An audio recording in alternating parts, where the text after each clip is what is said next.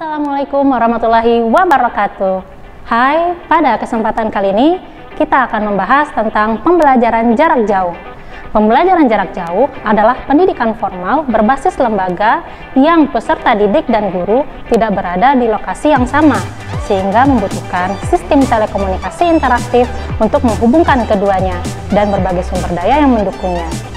Pembelajaran jarak jauh dapat menggunakan pembelajaran elektronik atau yang biasa kita sebut sebagai e-learning atau pembelajaran daring atau online. E-learning merupakan bagian dari pendidikan jarak jauh yang secara khusus menggabungkan teknologi berbasis elektronika dan internet. Desmond Keegan mengidentifikasi elemen kunci dalam definisi pembelajaran jarak jauh, yang mana sangat berkaitan dengan pengembangan teknologi terbaru, yaitu yang pertama, keadaan guru dan siswa yang terpisah secara fisik. Kemudian yang kedua, pengorganisasian program instruksional. Dan yang ketiga, teknologi telekomunikasi dan komunikasi dua arah. Berdasarkan elemen kunci dalam pembelajaran jarak jauh, seorang guru harus mempersiapkan 3 hal penting untuk siswa. Yang pertama, memfasilitasi siswa dengan pengalaman belajar. Yang kedua, memodalkan pembelajaran yang memungkinkan untuk siswa bekerja secara mandiri maupun berkolaborasi. Dan yang ketiga, mengikutsertakan semua siswa untuk berpartisipasi aktif dalam pembelajaran. Saat merancang instruksi untuk pengaturan pembelajaran jarak jauh, guru perlu mempertimbangkan fasilitas dan teknologi yang tersedia, terlepas dari teknologi yang digunakan atau apakah pembelajaran berlangsung dalam waktu yang sebenarnya atau dalam waktu yang tidak sama. Sistem telekomunikasi instruksional harus menunjukkan beberapa fungsi tertentu agar dapat diterapkan secara efektif. Fungsi tersebut adalah 1. Penyajian informasi, contohnya presentasi atau demonstrasi yang dilakukan oleh guru maupun siswa. Kemudian yang kedua, latihan dengan umpan balik. Contohnya, guru dapat melakukan kegiatan tanya jawab, baik dilakukan selama atau setelah proses pembelajaran.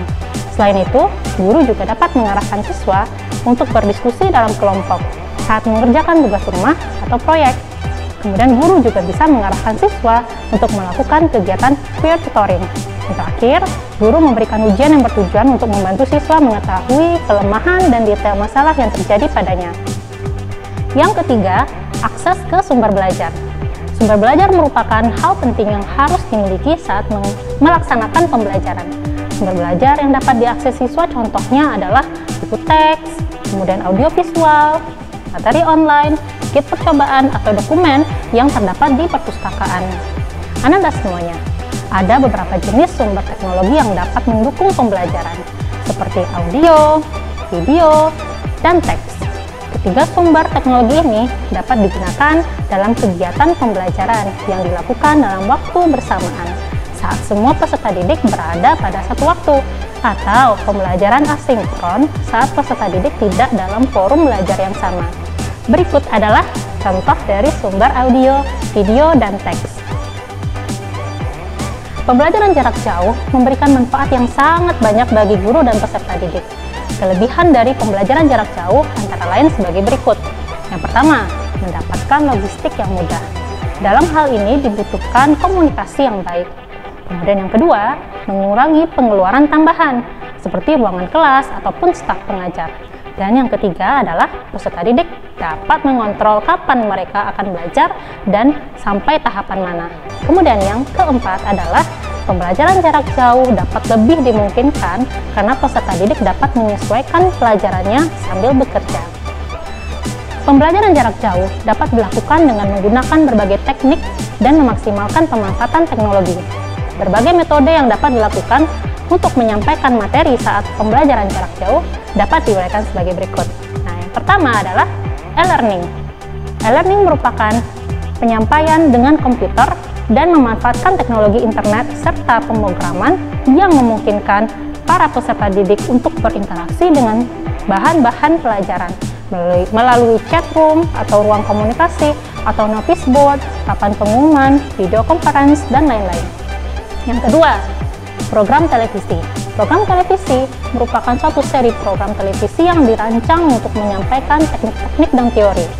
Metode ini dapat berupa penyiaran melalui saluran kabel atau saluran terestrial atau dengan menyediakan video tape atau DVD. Yang ketiga, bahan-bahan tertulis. Kadangkala disebut juga sebagai surat correspondence course, di mana bahan-bahan teks ditulis secara khusus untuk kursus atau mata pelajaran dengan proses belajar jarak jauh.